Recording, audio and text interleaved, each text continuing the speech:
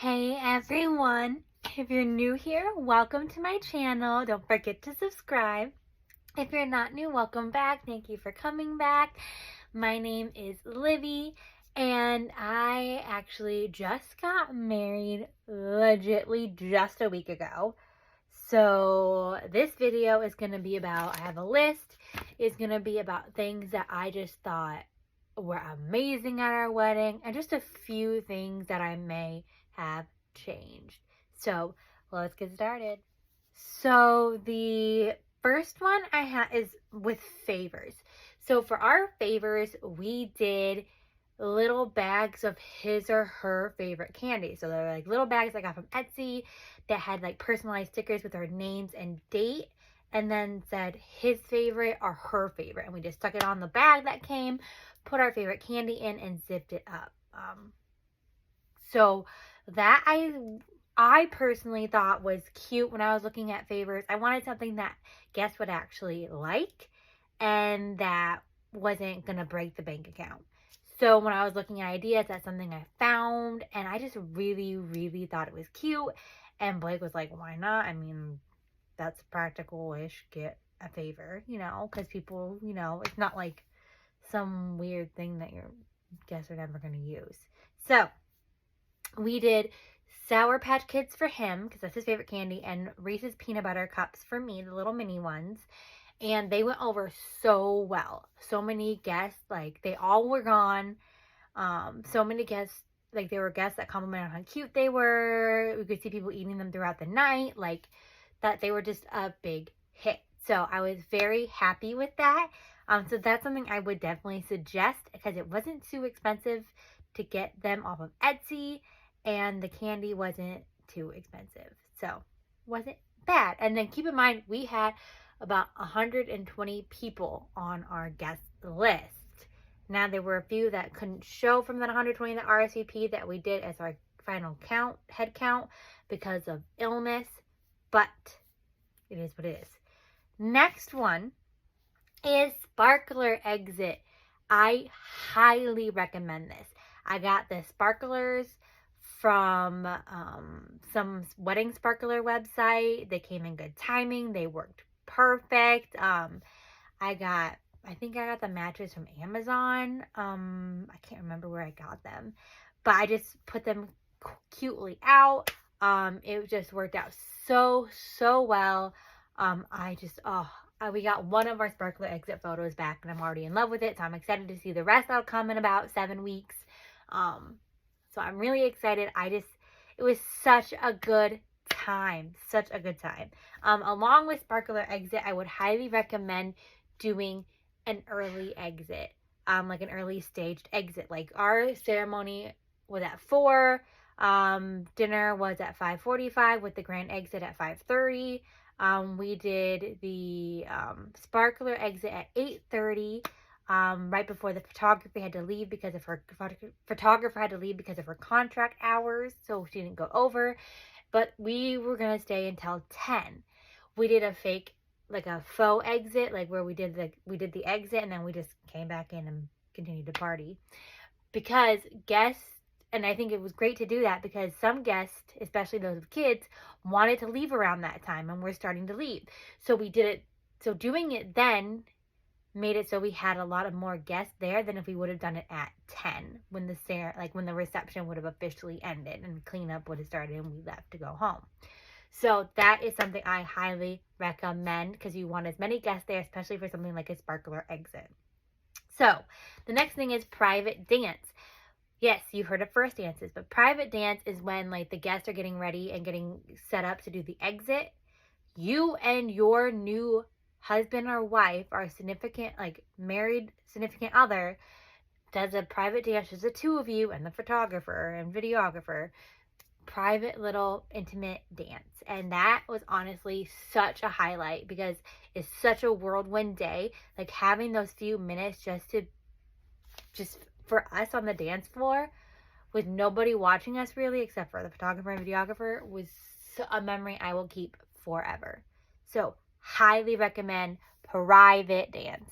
Highly recommend it. It was something I will never forget.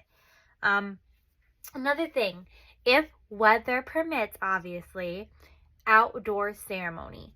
I loved our outdoor ceremony. I think it was so fun to have it outside. The weather was perfect. It was like 65 degrees, a little wind, but not too windy. It was just such a beautiful day. And because weather permitted having it outdoor, it honestly, 10 out of 10. I am so excited to get our photos back. I just think the scenery was beautiful, and I just love doing it outside more than indoor. So, highly recommend it. And also, our officiant couldn't marry us in a church because she's not like a pastor or priest or minister. She just ordained online. So, we had to do like we couldn't do it in a church. And I loved the leaves, and because it was October, the leaves around us, it's just, so pretty, and I loved it. Another thing for that is shoes. So I got sandals for this reception. After the first dance and like the open dance was started, I had sandals to switch into. Highly recommend it, because the next day, even after I switched sandals, my feet hurt. Like, Blake and I literally were basically waddling around the next day because our feet hurt so bad. Like, one of the first dances was the cha-cha slide, and that was one I requested. So I did it in my heels because I didn't have time to switch into my sandals before it came on. The next day, my feet were killing me, and I feel like they would have still been killing me if I didn't do the cha-cha slide in my heels, but that definitely didn't help. But like Blake and I, both our feet were so sore the next day, and that's something I don't think people tell you. Your feet will feel on fire. So literally make sure you have sandals. And guys, Blake changed into Crocs his friend had after our first dance and stuff. Guys, you can even bring different, because like his dress shoes were just like off the chain, basic ones that came with the tux he rented, because we all wanted them to have the same shoes. They weren't the most comfortable. So having shoes for even the groom to change into. Recommend.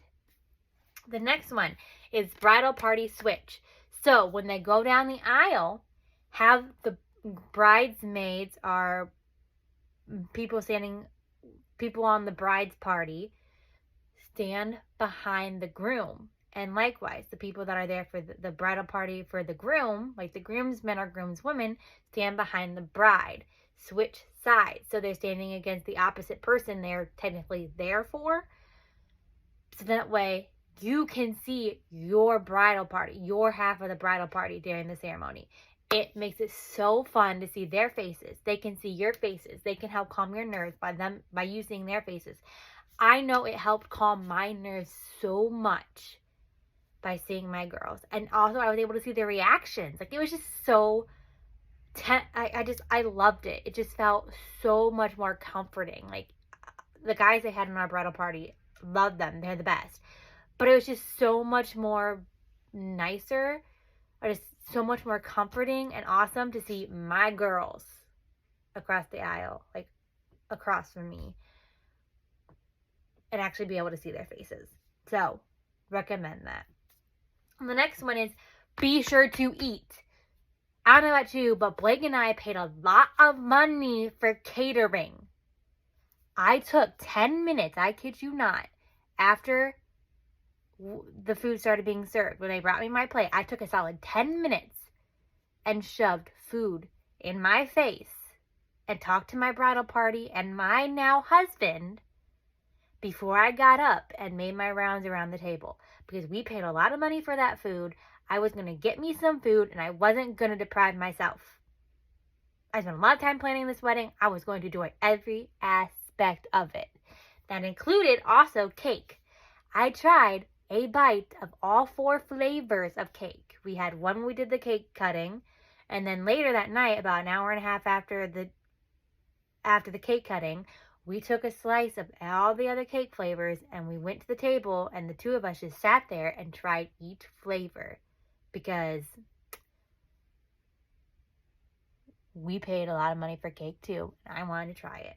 So that is a big thing. And also, before to eat, his mother bought brought us charcuterie boards for breakfast with like donuts and coffee cakes, and then brought like fruit and veggie and cucumber sandwich charcuterie boards for lunch, and brought us Starbucks. Like, make sure to eat during the day too. And make sure your bridal party does too. You're not there to starve them. Make sure everyone eats. Next one. We did little dog treat. We took dog treats and put them in little doggy bags for the guests to take home to their own dogs. They were all gone. People complimented on that.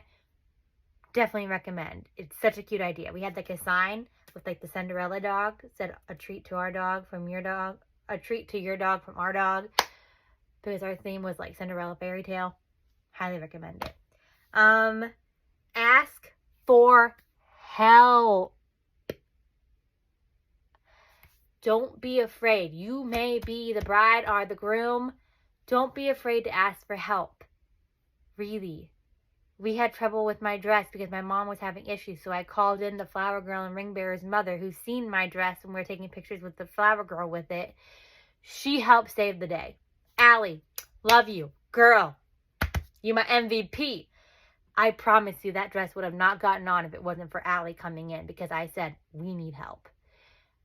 I had one of my groomsmen took down the outside ceremony stuff while we were taking family photos, and the guests were enjoying cocktail hour because I asked them to and said, hey, can you please do this? One of my bridesmaids helped set out some stuff for cocktail hour. Like, it's okay to ask for help. There were so many people who said, what can I help you with? Like, so many people want to help. Don't feel like you have to carry it all. Ask for help, but also nicely.